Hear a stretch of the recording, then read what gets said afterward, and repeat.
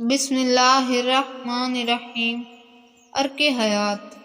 مرید نے مرشد کو اچھے موڈ میں دیکھا تو باادب ہو کر گویا ہوا، میرے مرشد مجھے ارک حیات کے متعلق کچھ تو بتائیے، کیا اسی کو آب حیات کہتے ہیں اور اس کا پانی چشمہ پھوٹتا کہاں سے ہے؟ مرشد نے گہری نظر سے مرید کو دیکھا اور سوچ میں ڈوب گیا۔ جب کافی دیر ہو گئی تو مرید کو یوں لگا جیسے اس نے اپنے مرشد کو ناراض کر دیا ہے۔ وہ پھر ڈرتے ڈرتے بولا، حضرت جی، اگر میرے سوال سے آپ کو کوئی کوفت ہوئی ہے تو میں معافی کا طلبگار ہوں۔ ایک لمبی ہوں کے بعد مرشد نے نرمی سے بولا، نہیں، میں ناراض تو نہیں ہوا مگر فکر مند ضرور ہوں۔ میں نے جب یہ سوال اپنے مرشد سے کیا تھا تو ہمارے درمیان 12 سال کی طویل جدائی پڑ گئی تھی۔ میں سوچ یہ رہا تھا کہ پتہ نہیں میں تمہاری یہ طویل جدائی برداشت کر سکوں گا یا نہیں۔ اس دوران اگر میری اجل آ گئی تو کہیں تمہاری محنت ضائع نہ ہو جائے۔ بیٹا، یہ ارک حیات یا آب حیات یہ الفاظ میں نہیں سمجھایا جا سکتا، سمجھاؤں تو سمجھ نہیں آتا، اس لیے میرا مرشد تو آب حیات کے چشمے کے کنارے کھڑا کر کے اس میں انگلی ڈبو کر دکھایا کرتا تھا کہ یہ ہے ارک حیات۔ میں نے یہ سوال اپنے مرشد سے ان کی جوانی میں پوچھ لیا تھا، تم نے بہت دیر کر دی ہے۔ خیر، اللہ بہتر کرے گا، میں تمہیں ایک پودا دکھاتا ہوں، اس پودے کے پھل کا ارک تم نے ایک چھوٹی سی شیشی میں بھرنا ہے اور جب یہ شیشی بھر جائے تب میرے پاس واپس آنا ہے۔ یہ ارک ہی ہماری آنکھوں میں ارک حیات کو دیکھنے کی صلاحیت پیدا کرے گا۔ یاد رکھنا، ایک پھول سے صرف ایک قطرہ رس نکلتا ہے اور اگر شیشی فوراً بند نہ کرو تو فوراً اڑ بھی جاتا ہے، اور یہ پودا جنگل میں کہیں کہیں ملتا ہے۔ اس کے بعد مرشد نے ایک درمیانے سائز کی شیشی اپنے مرید کو پکڑائی اور اسے ڈھیر ساری دعاؤں کے ساتھ رخصت کر دیا۔ مرید بہت پرجوش تھا، آب حیات کا معمہ بس حل ہونے کو تھا اور اسے آب حیات کو دیکھنے اور چھونے کا موقع ملے گا، مگر ایک تو اس پودے کو ڈھونڈنا بہت مشکل تھا، تو ایک پودے کے ساتھ ایک پھول اور ایک پھول میں ایک قطرہ، الغرض اسے 12 سال لگ گئے بوتل بھرنے میں۔ جس دن اس کی بوتل بھری وہ اس کے لیے ایک نئی زندگی کی نوید تھا۔ ایک طرف وہ پھولیں نہیں سما رہا تھا تو دوسری طرف اسے بار بار یہ خیال ستا رہا تھا کہ اگر اس دوران مرشد اللہ کو پیارے ہو گئے تو اس کی محنت ضائع چلی جائے گی، کیونکہ آب حیات چشمہ تو صرف مرشد کو ہی پتہ تھا۔ وہ اپنے مرشد کے ٹھکانے کی طرف رواں دواں تھا۔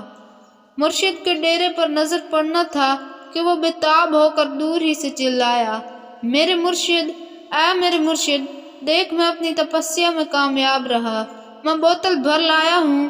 اس کی آواز پر مرشد اپنی جھونپڑی سے باہر نکلا۔ 12 سالوں نے اس کی کمر دوہری کر دی تھی مگر وہ پھر بھی مرید کی کامیابی پر خوش نظر آ رہا تھا۔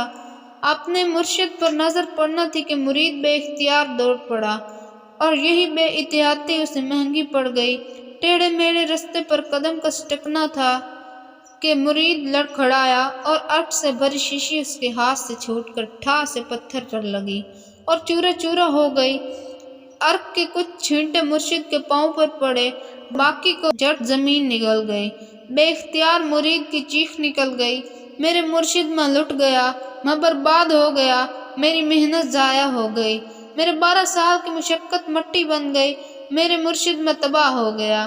مرشد اپنے مرید کو چھوڑ کر اندر گیا اور ایک چھوٹی سی شیشی لایا جس میں اس نے روتے سسکتے مرید کے آنسو بھرنا شروع کر دیے اور وہ شیشی بھر لی۔ اب مرید رو رہا تھا تو مرشد ہنس رہا تھا۔ میرے مرشد، میری زندگی برباد ہو گئی اور آپ مسکرا رہے ہیں؟ مرید نے تعجب سے پوچھا۔ مرشد اسے اندر لے گیا اور بکری کے دودھ کا پیالہ پینے کو دیا، پھر اس نے چھوٹی شیشی کو کھولا جس میں مرید کے آنسو بھرے تھے اور اپنی انگلی کو انک سے گیلا کر کے کہا، یہ ہے ارک حیات یا آب حیات یا مقصد حیات، اور پھر آنسوؤں میں ڈبڈباتی اس کی آنکھوں کو چھو کر کہا، یہ ہیں آب حیات کے چشمے۔ یاد رکھو، اللہ نے انسان کو ان آنسوؤں کے لیے پیدا کیا ہے، انہی میں زندگی چھپی ہوئی ہے۔ کچھ اس کی محبت میں زار و قطار روتے ہیں، جیسے انبیاء اور کچھ اپنے عملوں کے بھرے مٹکے جب اپنی ذرا سی غلطی سے گراتے ہیں اور انہیں ٹوٹتے اور اپنی محنت ضائع ہوتے دیکھتے ہیں تو تیری طرح بلبلاتے ہیں۔ جس طرح پانی نکلنے اور نکالنے کے مختلف طریقے ہیں، اس طرح انسانوں میں بھی ان کی تباہی کے تحت ان آنسوؤں کا سامان کیا گیا ہے۔ یاد رکھو، آسمان پر بھرنے والے بہت سارے ہیں مگر شیشی کسی کی نہیں ٹوٹتی۔ آسمان والوں کے مٹکے ہر دم بھرے رہتے ہیں، وہاں مٹکے ٹوٹنے کے اسباب نہیں رکھے گئے۔ ان کے رونے میں تسبیح ہے، پچھتاوا نہیں ہے۔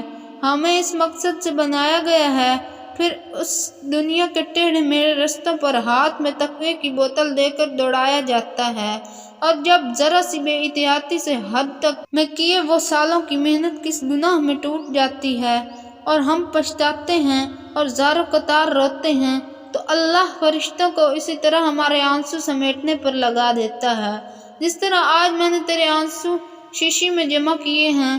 یہ وہ پانی ہے جس سے جہنم کی آگ بھی ڈرتی ہے۔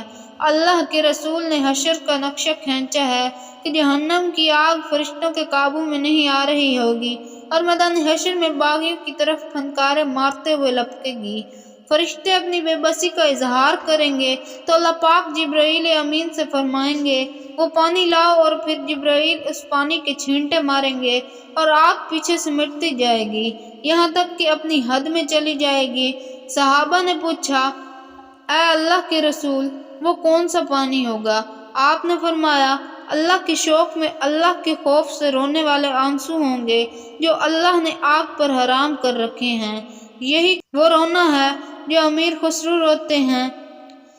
دوستو، اگر آپ کو ویڈیو پسند آئی ہو تو ویڈیو کو لائک کر دیں، چینل پر نئے ہیں تو چینل کو سبسکرائب کر دیں۔ ملتے ہیں کسی نیکسٹ ویڈیو میں، تب تک کے لیے اللہ حافظ۔